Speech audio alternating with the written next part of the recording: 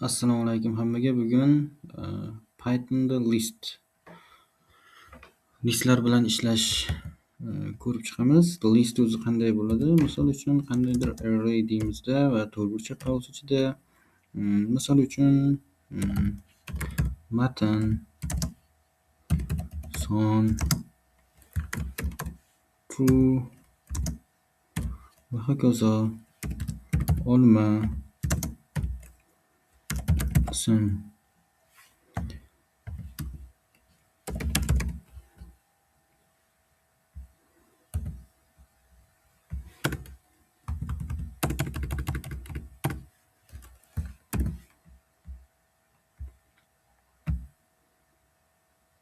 chop qilamiz. Mana bizga arrayni natijasi. Ya'ni array to'rtburchak qavs ichida bo'lib, uning ichida har xil turdagi mana bu string misol uchun, mana bu son, mana bu bool turidagi va bu ham string. Ya'ni har xil turdagi elementlardan iborat bo'lishi mumkin ekan. Pythonda list eng ko'p ishlatiladigan ma'lumotlar tuzilmasi desak ham bo'ladi. Turli xil masalan sonlar, harflar hozir aytib o'tdik. Shunday listga biz biron elementni olib tashlashimiz yoki qo'shishimiz, o'chirib tashlashimiz, olishimiz va hokazo va boshqa amallarni bajarishimiz mumkin. Va buni amaliyotda birma-ketin ko'rib chiqamiz. Shuni misol uchun arrayning 0-chisi va buni string ustida ham ko'rgandik. Aynan shu list ustida ham amal qiladi. Matn 0-elementi va hokazo. Bu 0-elementi, bu 1-elementi, bu 2, bu 3, bu 4. Ya'ni indekslar. O'sha elementlar soni 1, 2, 3, 4, 5 da indekslar bo'yicha bo'ladigan bo'lsa, bu 0-indeksdan boshlanadi. Ya'ni 4-indeksgacha boradi.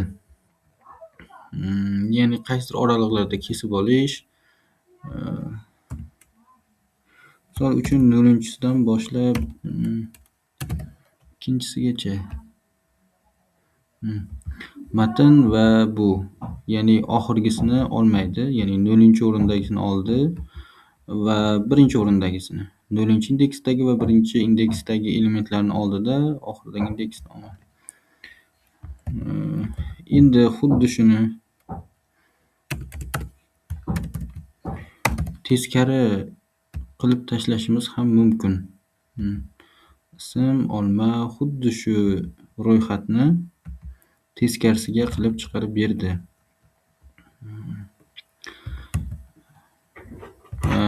Har bir elementlar bo'yicha list elementlarini bir-biriga qo'shishimiz mumkin. Misol uchun amaliyotda ko'raylik. Bizda A degan qandaydir list bor va B degan yana qandaydir list bor. Bularni bir-biriga qo'shishimiz mumkin. Ya'ni A plus B. Right. Okay. Hamma elementlar, ya'ni ikkita listni qo'shishimiz mumkin bir-biriga.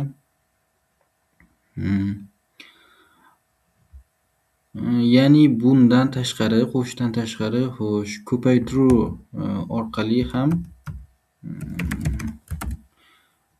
listni hosil qilishimiz mumkin. Misol uchun mana bu yerda 0 indeksdan bo'lsin va mayli mana 5 ta elementi bo'lsin. Mana bu yerda mana 1, 2, 3, 4, 5. 5 ta 0 dan iborat. Ya'ni mana bunday qilib ham listni hosil qilishimiz mumkin. Endi list, ya'ni list ichida ichma-ich list kelish holatlari bo'ladi. Va u holatni ham ko'rib chiqamiz.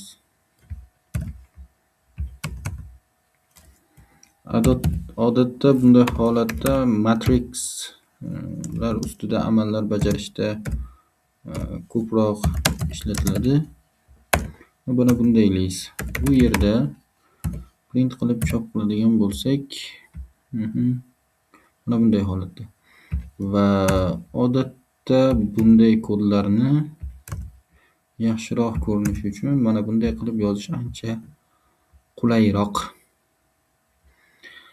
Endi buni 0-elementini ko'radigan bo'lsak, mana bu 0-elementi va 1-elementi bo'lsa, mana bu keyingi array. Okey, endi biz mana bu sonni olmoqchimiz. Uni qanday olamiz? Xo'sh, bu degani 0-chi deymiz. 0-chi degani mana buni общий umumiy listga murojaat qiladi va uni yonida chaqiramizda mana 0-chisi. Bizga 1 chiqdi. Ya'ni bu 0-chi mana bu eng katta list bo'yicha, ya'ni birinchisiga murojaat qiladi va keyingi 0 esa u listning ichidagi 0-indeksga murojaat qiladi. Masalan, 3ni olaylik shu yerdan. 3ni olmoqchi bo'lsak, bu yerga necha qo'yamiz? Albatta 2. 3ni oldik. Endi 8ni olaylik. 8ni olish uchun bu yerga 0-chi, 1-chi, 2-chi. Demak, bu yerga 2 qo'yamiz. 8ni olishimiz uchun 0-chi, 1-chi. Bu yerga 1 qo'yamiz. Mana 8. Hokazo shunday qilib ichma-ich listlar bo'yicha amallar bajarib ishimiz mumkin. Endi list metodlari bilan tanishib boramiz va ular ustida qisqacha misollar ham ko'ramiz. Birinchi metodimiz append. Oxiriga bitta element qo'shadi. Misol uchun bu yerda mevalar nomli list ochaylikda. Olma, nok, shaftoli va behi. Endi natijani bir yo'la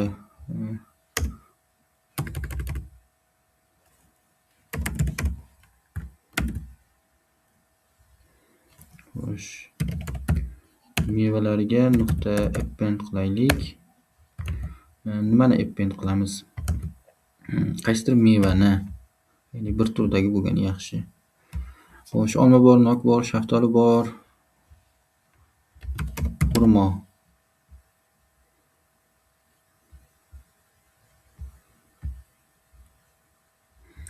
Non qaytdi va biz faqat hozircha qo'shishni bajardik. Endi buning mevalarini chop qilaylik. Okey, mana bu yer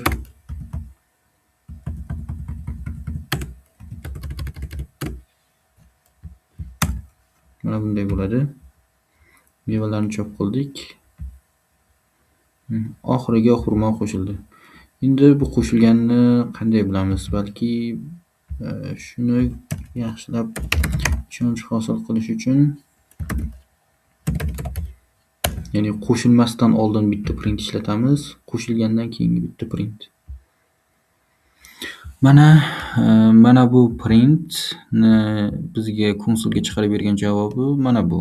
Ya'ni bu yerda xuddi listning elementlarining o'zi va boshqa element yo'q va keyingi print esa mana bu yerdagi, ya'ni oxiriga xurmo qo'shib berdi. Xurmo, ya'ni mevasini. Keyingisi clear degan metod ro'yxatni butunlay bo'shatadi. Ro'yxatni misol uchun mevalar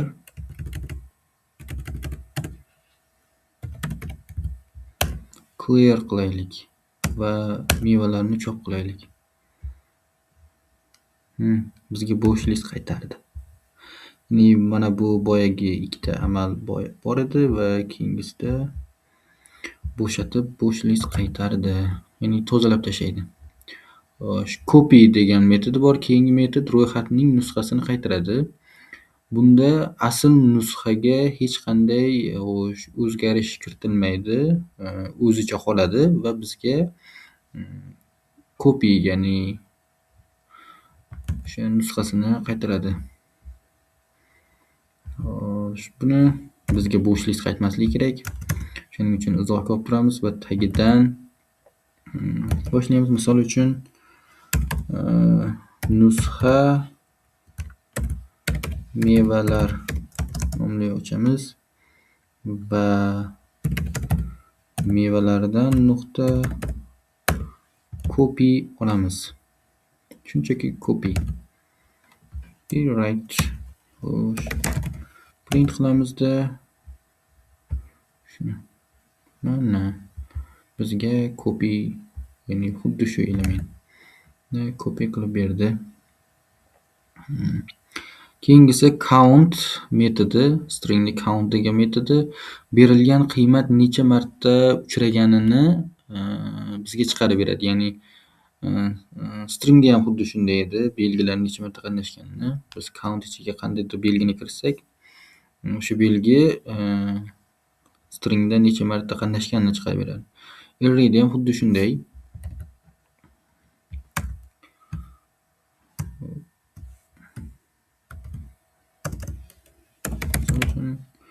Print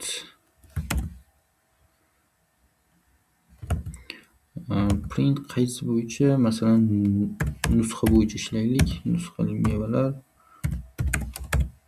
count xurmo bo'lsin. Bizga 1 chiqardi. Endi mana bu yerda o'zida ham xurmo bo'lsin yana. Xurmo. Shunda mana bu yerda 2 ta xurmo bo'lib keldi va nusxasi ham o'shani qaytardi. Bu yerdagi 2 ga o'zgardi. Keyingisi extend metodi boshqa ro'yxat elementlarini oxiriga qo'shadi. Ya'ni biz boyagida plus qilib A va B, mana bu yerda A va B ikkita listni qo'shdik. Bu ham xuddi shunday qiladi. Xo'sh, yana boshqa list qilmasdan o'shani ustida bajarib ketsak. Mana bu yerda ko'rib ketaylik. Bu qanday bo'ladi? Misol uchun bizda A list, keyingisi extend B va ani extendga joylaganini bitta o'zgaruvchi qo'yib ketaylik. D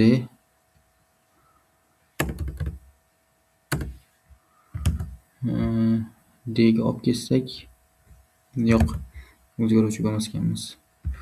Mana buni izohdan chiqaramiz va yana mana bu yerga print qilib ani o'zini chop qilamiz. Xo'sh, ikkala natijani ko'ramiz. Umumiy pastdagi kodlar true bo'lsin. Va mana bizga natija. Right. Xo'sh, birinchisi qo'shib berdi. Ikkinchisining javobi 1 2 3 4 5 6 7 8 9. O'zi 9 gacha son. Bu yerda yana 6 7 8 9 kelyapti. Nimaga?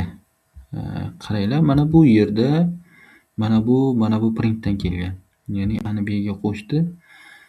Xo'sh, bu printdan kelgani mana bunday. Ya'ni e'tibor qarasak, mana bu yergacha qo'shdi.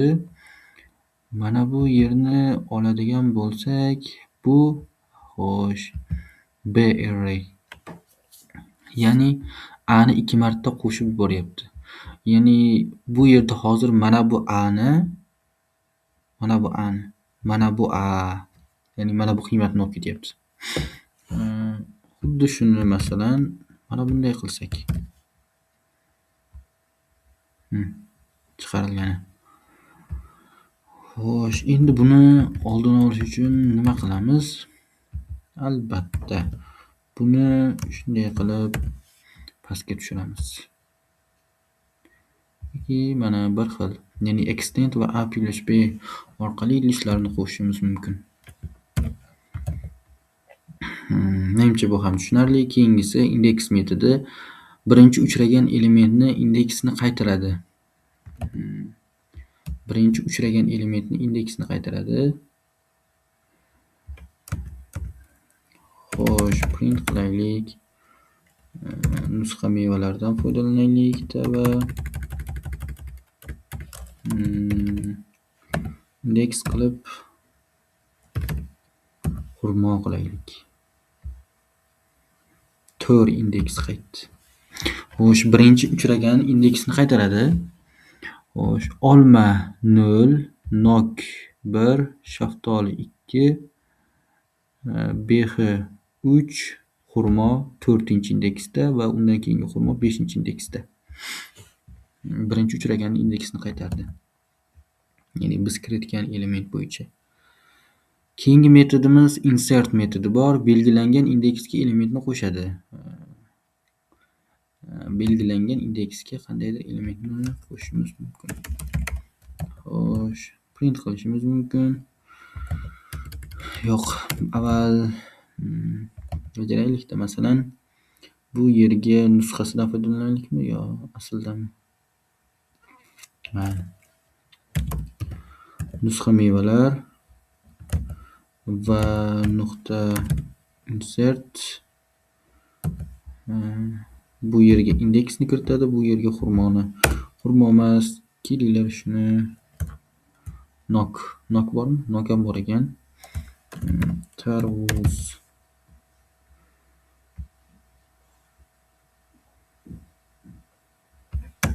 Bu natijasini biz chop qilib qo'ymadik va chop qilsak ko'radigan natijamiz mana bizga ikkinchi indeksga tarvuz deganni qo'shib berish kerak.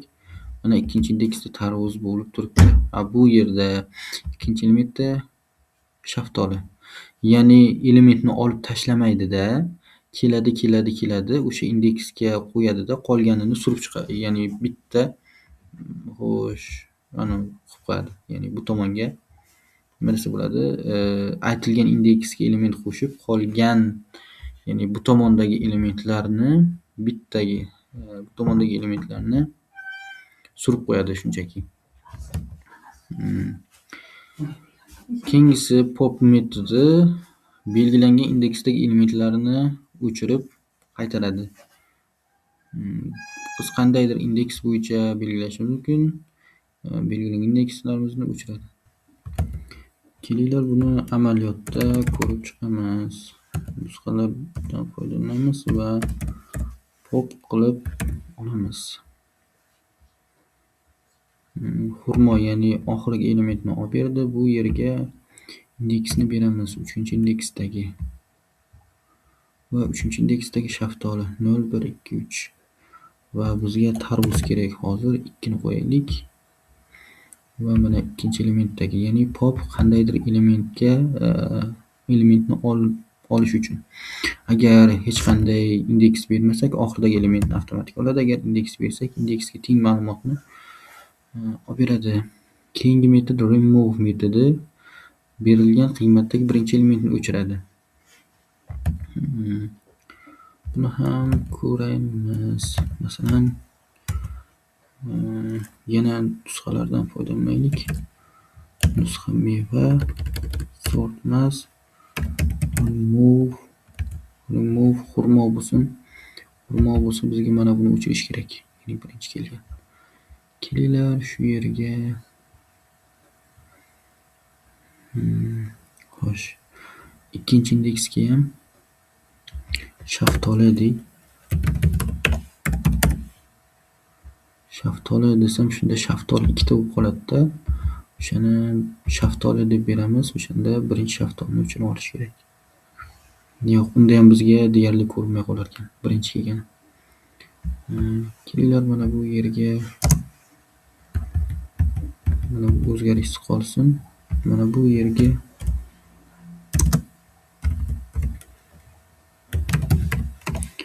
shaftoli deb bersak, xo'sh, buni izohga olib turamiz. Shaftoli va mana bu yerda ham shaftoli keldi. Endi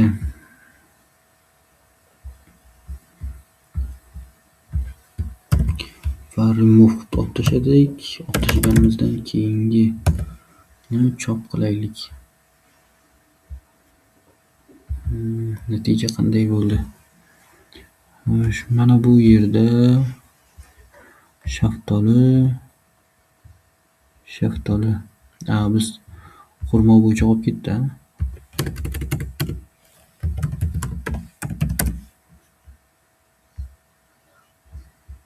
Mana bu yerda shaftoli bor. Keyingisida esa yo'q. Ya'ni olmadan boshlangan. Birinchi uchraganini olib ketdi, qolgani turibdi mana. Aynan shu berilgan qiymatdagi birinchi elementni o'chiradi. Reverse degan metodi keyingi metod. Reverse degan metodi ro'yxatni teskari tartibga o'tkazadi.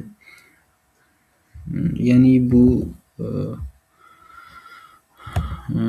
tepada mana bunday qilib ko'rdik. Qani. Mana, okey. Ya'ni ro'yxatni teskari qilib beradi. Aynan xuddi shuni aytyapti. Endi reverse ni ham ishlatib ko'ramiz. Masalan, bunisi harflar reverse metodi print bu teskarisi. Mana bu ro'yxat, ya'ni olib tashalgan, ya'ni Python kodi tepadan pastga, ya'ni o'ngdan chapga, tepadan pastga qarab bajariladi. Ya'ni kod bajarilayotganda o'shaning uchun tepadan keladi-da, biz mana bu yerda qandaydir operatsiyalar bajargan bo'lsak, funksiyalar bajargan bo'lsak, o'sha amallarni bajarib oxiridagi natija bo'yicha bizga kodni javobini qaytaradi. Va oxiridagi printning natijasi mana bu. Ya'ni mana buni teskari qilgani. Va buni xuddi mana bunday ham qilsak, yana uni o'z joyiga qaytarish uchun mana bunday qilib qo'ysak. Birinchi teskari qildik reverse orqali va u reverse'ni yana teskari qildik mana bu usul orqali. Ya'ni xohlasak bu metoddan foydalanamiz, xohlasak mana bu. Ya'ni ikkalasi ham bir ish bajaradi. Ya'ni funksiyasi bir xil. Keyingisi sort metodi ro'yxatni o'sish tartibida saqlaydi. Sort metodini bilishimiz uchun masalan sonlar qilib ochaylik. Buni izohga olib qo'yaylik. 56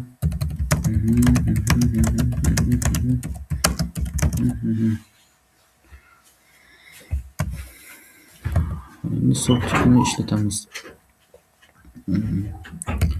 Masalan sonlar qilamizda sort qilamiz va print qilib natijani ko'ramiz. Mana bular ham soxta tursin. Mana 1 2 3 4 5 biz bergan list aralash edi. Mana bunday qilib berdi. Ya'ni funksiya ishlatmasdan oldingi holatni ko'raylik.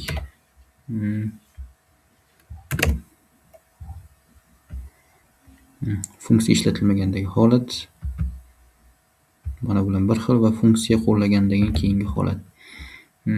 Ichida xo'sh reverse degan o'zining funksiyasi bor. O'shandan foydalanish mumkin. Ya'ni sortedni reverse true qilib qo'yadigan bo'lsak, nima qilib beradi? Ya'ni o'chirib qo'yadi. Reverse true degani aksincha teskari qilib beradi. Ya'ni o'sish tartibida emas, kamayib borish tartibida joylaydi. Kamayib borish tartibida. Reverse true qiladigan bo'lsak, sort o'sish tartibida, agar reverse true qilib qo'yadigan bo'lsak, kamayish tartibida joylab beradi. Xo'sh, ko'rish kerak bo'lgan list, ya'ni list va list ustida bajariladigan amallar, list metodlari bo'yicha shu. Bu mavzu bo'yicha masalalarni Telegram gruppiga tashlab qo'yaman. Telegram gruppani linkini agar YouTubedan ko'rayotgan bo'lsangiz, izohlarida linkini qoldiraman. Agar Telegram gruppada ko'rayotgan bo'lsangiz, shu video darslik tagida faylda bo'ladi. Va keyingi darsimizda shu masalalarni hammasini batafsil ko'rib chiqamiz va o'zlashtirish uchun tavsiya: har bir darsni ko'rganingizdan keyin undan keyingi tashalgan masalalarni o'zingiz ishlashga, iloji boricha o'zingiz ishlashga urinib ko'ring. Agar keyin qolgan shu masalalarni yechishga bag'ishlangan video darsni ko'rib va kodlarni qo'lda o'zingiz yozishga harakat qiling. Xo'sh, har bir ayniqsa bironta sohani egallashning eng yaxshi usuli uni amaliyotda qo'llash. Aynan kod yozishni ham kuchaytirish uchun nima qilish kerak? Albatta kod yozish kerak. Xayr, salomat bo'ling. Keyingi darsda ko'rishguncha.